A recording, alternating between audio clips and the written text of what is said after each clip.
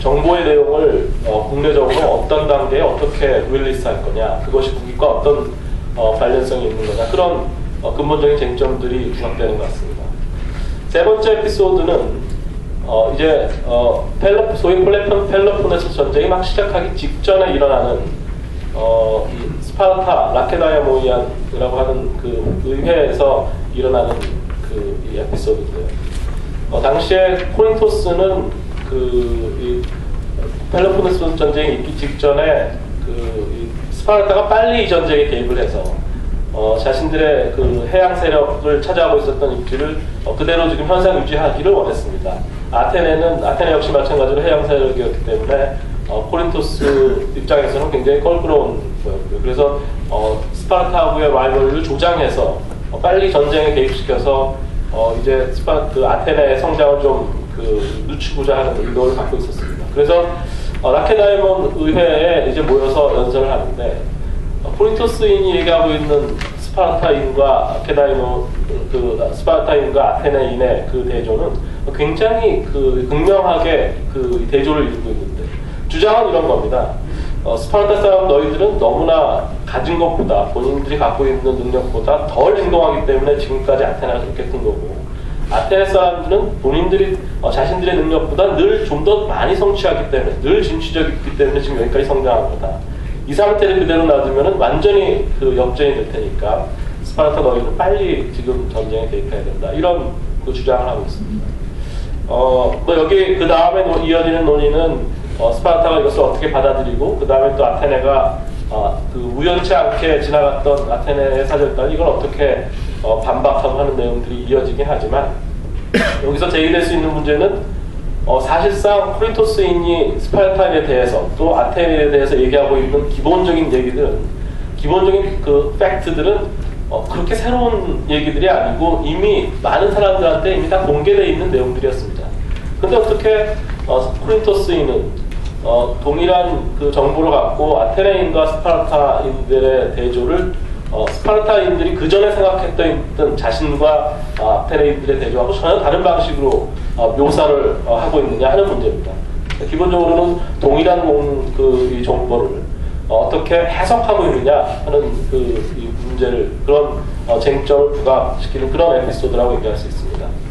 세 가지 에피소드와 관련해서 이제 요약해서 말씀드리면, 하나는 이 정보의 수단, 정보 활동의 수단이 어떤 것이냐에 따라서 사실은 정보를 어떻게 이해할 거냐, 수집된 정보를 어떻게 이해할 것이냐와 관련된 문제들이 제기될 수 있고요. 두 번째는 동일한 정보를 어떻게 해석할 거냐 하는 문제도 역시 제기된다는 것이고요. 세 번째는 정보와 공개에 관련해서, 특히 민주주의 하에서, 아테네는 민주정이었으니까 최종적인 결정을 민회에서 결국은 결정을 내리게 되는데, 그 와중에 자신이 원하는 정책 결정을 승인받기 위해서는 민회의 동의가 있어야 되기 때문에 어떤 단계에서 어떤 형태로든 민회에 정보를 공개할 수밖에 없었습니다. 그런데 이런 상태를 어떻게 적절하게 소위 정보의 취급을 어떻게 함으로써 궁극적으로 국가 이익에 긍정적으로 영향을 미치는 정보 활동의 결과를 가져올 수 있겠느냐 하는 문제들이 제기된다고 보여집니다. 그래서 제가 논문에서 진행했던 내용들은 이런 세 가지 관점에서 정보의 수단, 또 정보의 해석, 또 정보의 취급 문제, 특히 공개 문제와 관련해서 아테네 그리고 고대 그리스에서는 어떤 반응이 있었고, 이런 반응들의 내용들을 좀 살펴보면서 우리는 어떤 생각들을 좀 더 할 필요가 있겠느냐 하는 내용을 갖고 논문을 진행했습니다. 정보의 수단과 관련해서 조금만 말씀드리면은 그 당시에는 저희랑 비슷하게 일반인들도 교류를 통해서 상대의 정보를 전해줬고요. 또 공식적인 대사나 외국 사절단도 있고요. 또 마찬가지로 이 스파이도 있었고요. 구체적으로 이 사람들이 어떤 활동을 했는지에 대해서는 지금 자세하게 말씀드릴 시간의 여유는 별로 없는 것 같아서 생략하기로 하는데, 한 가지 특이한 것은 그 당시에 프록세우스라고 하는 그런 지위를 갖고 있는 사람이 있었는데, 이 사람은 본국에 거주하면서 타국의 이익을 대표하고 있는 그런 타국 일종의 영주하고 있는, 본국에 영주하고 있는 타국 그 외교 대리인 그 지위를 갖고 있는 사람들이 있었습니다. 그래서 지금 현재 관행하고 그 비교해 생각을 해보면은 국내 거주하고 있는 자기가 대표하고 있는 다른 나라 그 사람들의 이익을 대변해주기도 하고, 경제활동이나 상업활동에 도움을 주기도 하고, 우리도 치면 영사활동을 하기도 하고요. 또 중요한 순간에는 본국의 대표로서 타국에 가서 이 본국의 의사를 전달하기도 하고요. 근데 이 사람들이 사실은 이 타국을 대표하고 있지만 일종의 양쪽 다 정보를 제공하게 되는 이중적인 정보 활동할 수 있는 이 지위에 있는 사람들이었습니다. 그래서 논문에서 자세히 말씀 못 드렸지만 검토를 하는 와중에 굉장히 재미있는 현상들이 많이 있었습니다. 어쨌든 이런 외교 대리인을 포함해서 과거에는 정보 활동을 하고 있었고요. 두 번째로 좀 전에 이 말씀드렸던 쟁점과 관련된 것인데, 정보의 해석하고 취급 문제를 조금만 더 상수해서 말씀드리면, 첫 번째로 정보의 해석 문제입니다. 좀 전에 소개드렸던 스파르타 의회에서 아테네인들의 성향과 스파르타 자신들의 성향, 역시 마찬가지로 코린토스인들은 전혀 다른 방식으로 해석을 하고 있는데, 그런 다른 해석의 이유가 뭐냐 하는 근본적인 문제가 제기되고 있고요.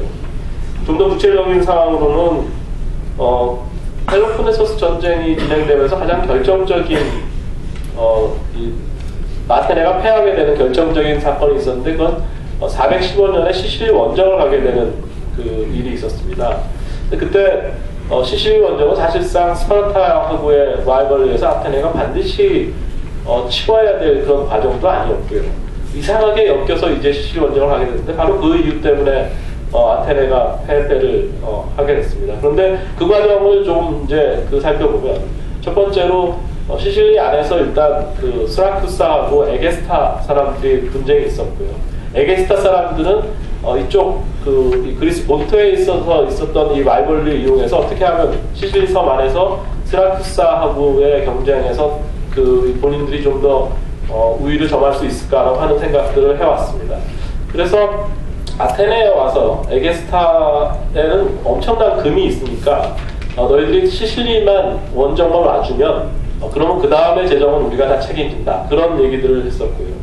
근데 사실은 그게 거짓말이었습니다. 사실은 그게 거짓말이었고, 그런 관점에서 동일한 그러니까 정보의 내용들을 아테네 사람들은 전혀 제대로 파악하지 못하고 있었다는 겁니다. 그런데 더 재밌는 거는 사실은 이미 아테네 사람들이, 특히 지도자들 입장에서는 그게 거짓 정보라는 것을 꽤 많이 알고 있었습니다. 꽤 많이 알고 있었음에도 불구하고 결정적으로 아테네 민회에서는 시실리 원정을 가는 쪽으로 결판이 났다는 거죠. 몇 가지 이제 그런 이 사건을 두고서 우리가 생각해 볼 수 있는 문제는, 특히 정보를 공부할 때 그게 대중의 경우에 굉장히 듣고 싶은 말만 선택해서 듣게 되는 결과가 나타난다는 겁니다. 그래서 아마도 누구도 100% 상대국의 정보에 대해서 이것이다라고 확신해서 얘기할 수 없는 상태라고 한다면, 여러 가지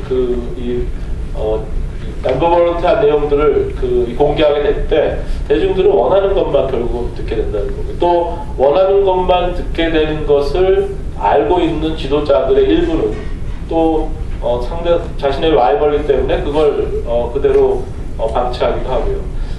결국은 이런 여러 가지 일종의 국가이익 관점에서는 아테네가 정보 활동을 했음에도 불구하고 궁극적으로 정보 활동이 실패하게 되는 그런 이유 때문에 시실리 원정을 가게 됐고, 결과적으로는 펠로폰네소 전쟁 전체에서 실패를 하게 됐다는 얘기를 할 수 있을 것 같습니다.